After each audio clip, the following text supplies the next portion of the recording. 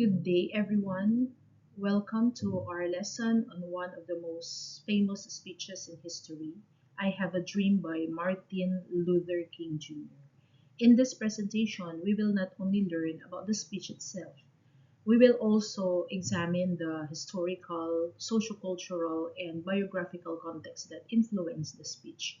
We will also look at some of the literary devices that Martin Luther King Jr. used to make his message powerful and memorable.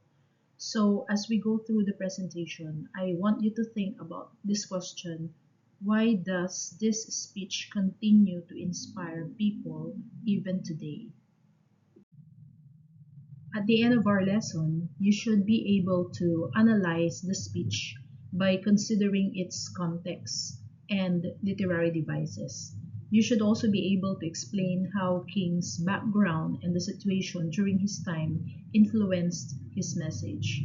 Most importantly, you should understand that a speech is not simply a collection of words.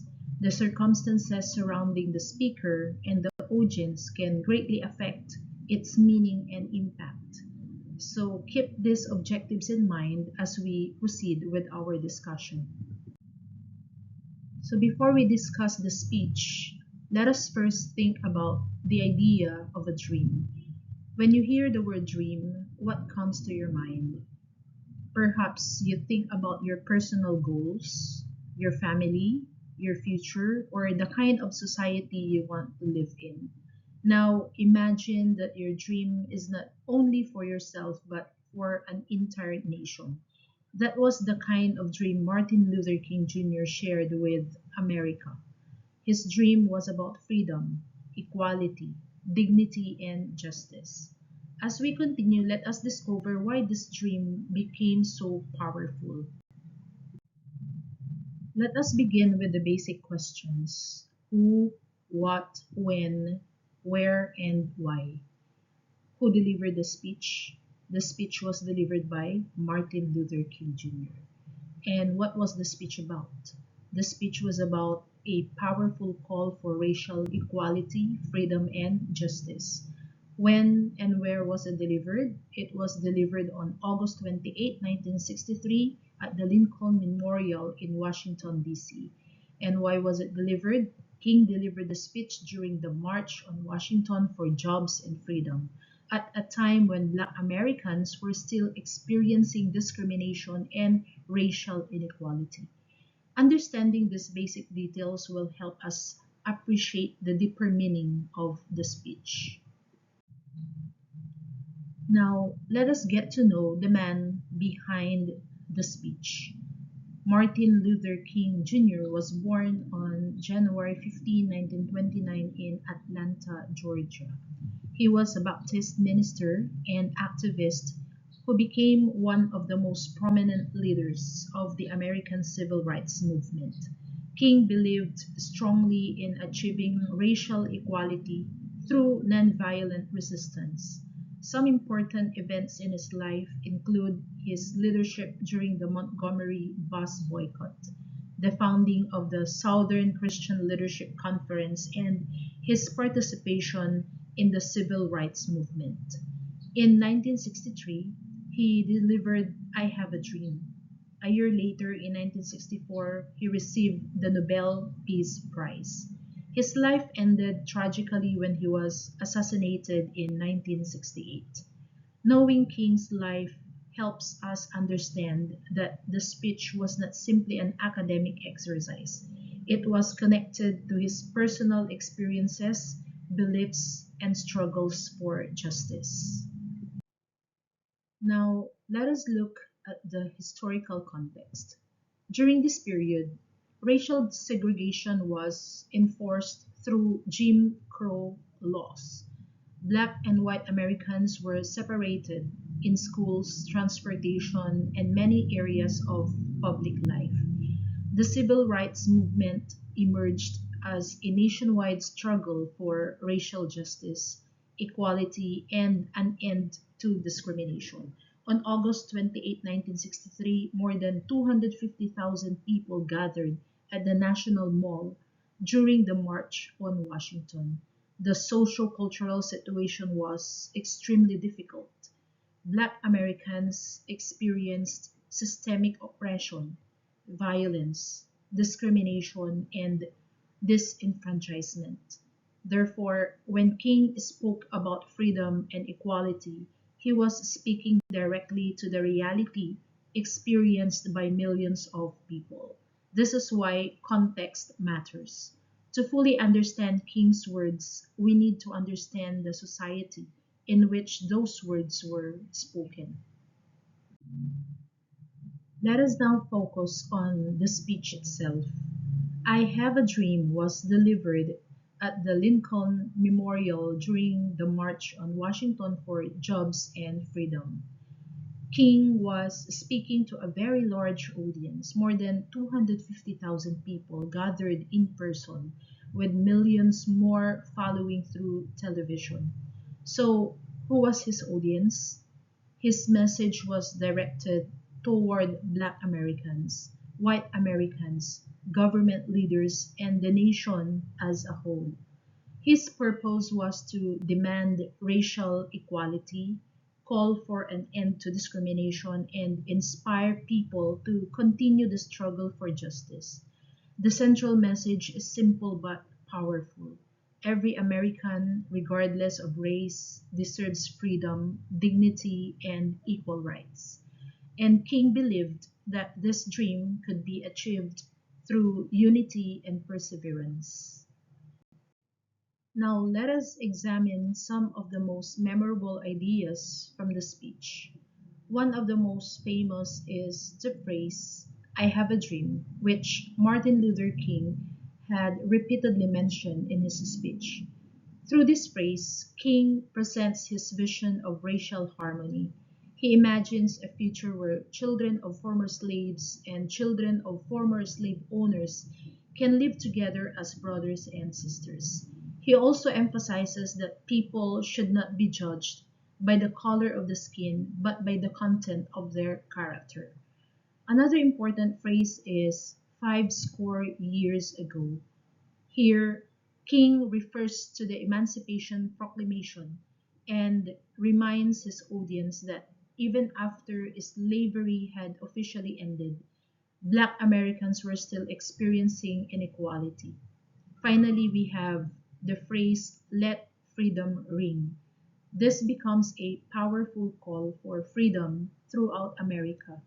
The major ideas of the speech include racial injustice, the urgency of action, the dream of equality, and the responsibility to uphold America's ideals.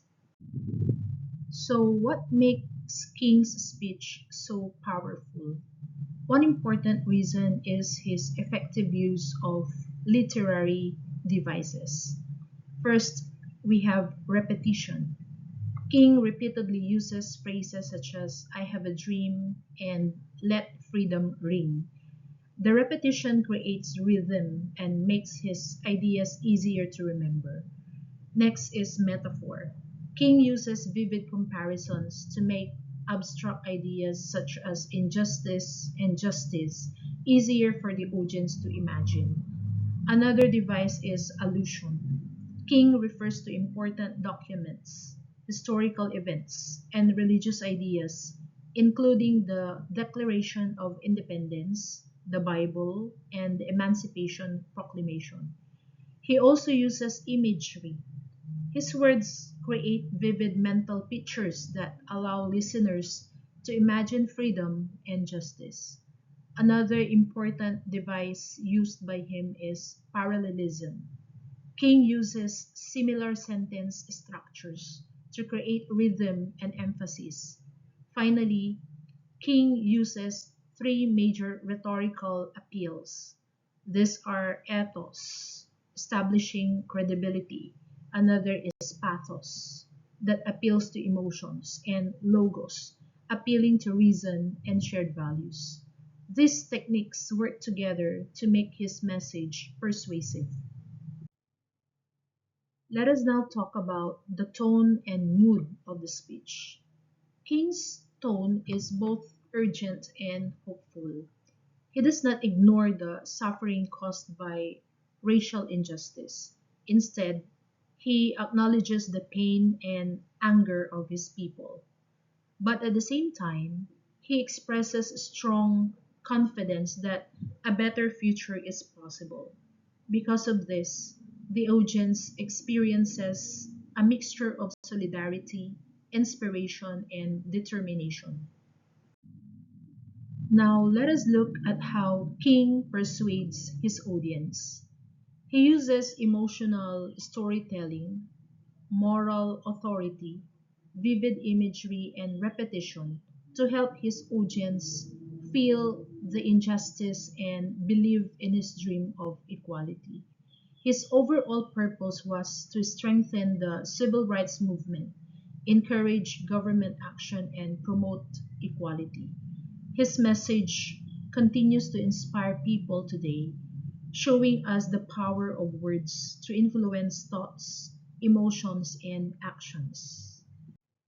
Let us look at the speech through the three important lenses of context: biographical, historical, and sociocultural context. First is biographical context. King's upbringing in the segregated South, his religious training, and his experience as a leader of nonviolent protests influenced his ideas and his way of communicating. Second is historical context. The speech was delivered at a critical point in American history, years after emancipation, but while racial discrimination and segregation still existed. Third is social-cultural context. Black Americans faced racial violence, economic inequality, and cultural segregation. Therefore, King's message was directly connected to the lived experiences of his audience. When we study these three contexts, we understand not only what King said, but also why he said it and why his message had such a powerful effect. Let us now summarize what we have learned. First, context is essential to deep literary understanding. A text cannot always be fully understood when we look at the words alone. Second, rhetorical devices enhance or strengthen a speaker's message. King's use of repetition, imagery, metaphor, allusion, parallelism, and rhetorical appeals made his speech more powerful. Third, I Have a Dream remains one of the most influential examples of persuasive speaking. And finally, speeches and literary texts can become agents of social change. Now, let us check your understanding. Think about these three questions. What is one rhetorical device King uses, and what is its effect? What type of context helps you understand the speech and why? Is it biographical, historical, or sociocultural? And what is the central message of I Have a Dream? So you may pause the presentation if you need time to answer.